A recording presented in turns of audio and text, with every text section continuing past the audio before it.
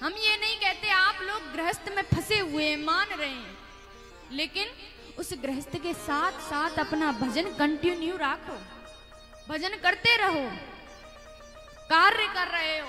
भोजन बनाती हैं हमारी माताएं, कहती हैं हम पे भैया समय नहीं है भजन करने के लिए, पूजा करने के लिए, घर वाले गाली देते हैं, तो क्या किया जाए इसका एक ही उपाय है कि जब जब तुम कार्य करो, जब जब तुम कोई कार्य करो, जैसे भोजन बना रही हो, तो एक ही चीज करो, जो तुम्हारे इष्ट हैं उसी का नाम जपते रहो। जैसे तुम अपने भोलेनाथ का नाम जपते रहो, जैसे आपको राधा कृष्ण अच्छे लगते हैं उन्हीं का राधा राधा जपते रहो। मुख पे नाम चलता रहेगा और मन में ठाकुर जी रहेंगे और हाथ से कार्य करते रहोगे। मनसा वाचा कर्मणा,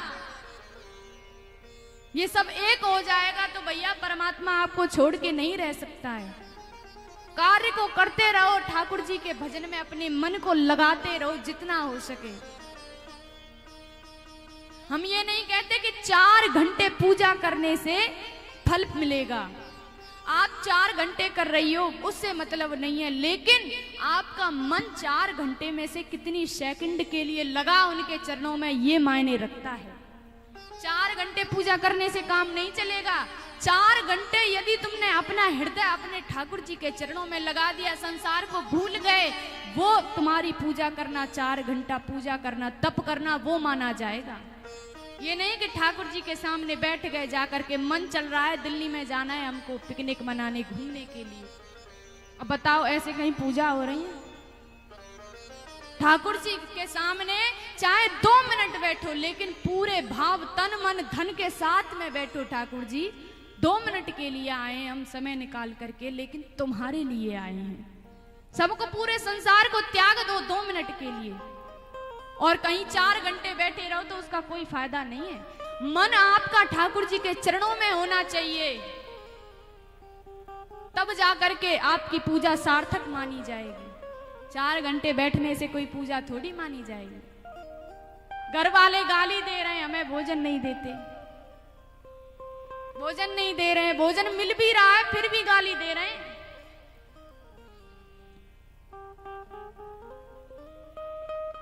हम मानते हैं घर भाई तुम गृहस्थी में फंसे हुए हो, मान रहे हैं तुम गृहस्थी में फंस गए हो, तो उनका कार्य करते करते उनका नाम जप करते चलो। जो तुम्हारे इष्ट हो उसी का नाम जप करो, उससे शुभ कार्य क्या होगा। अरे जो हमारी यशोदा मैया थी ना, आपको पता है जब जब कन्हैया के लिए माखन निकाला करती थी, कोई कार्य करती थी, तो क्या करती थी?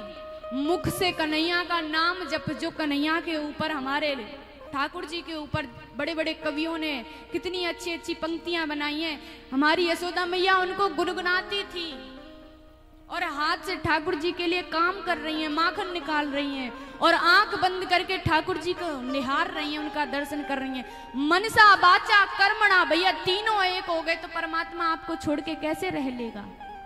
उसी प्रकार यशोदा मैया ने जो भजन किया, उस परमात्मा को पा लिया, उनकी लीलाओं को पा लिया। तो आप भी यदि आप गृहस्थ में फंसी हुई हो तो आप भी घर के कार्य करो, लेकिन उस परमात्मा को मत भूलो।